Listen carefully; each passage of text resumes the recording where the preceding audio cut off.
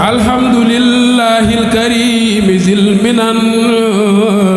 هل استغال بفروض وسنن bismillahi rahmaani rahim guddig juróom-ñaareel ga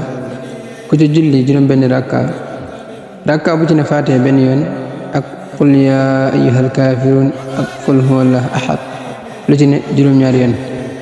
laaya ju ci ne des na ko ca bindal aw yiw te dana mel na itam ku saraxe junni diinaar te lu mu ñaan yàlla mu may ko ko te des na ko ci bindal jawaaba ju tol ne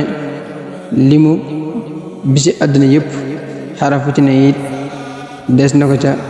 tabaxal ñenn lu rëy ca àjjana insha allah taala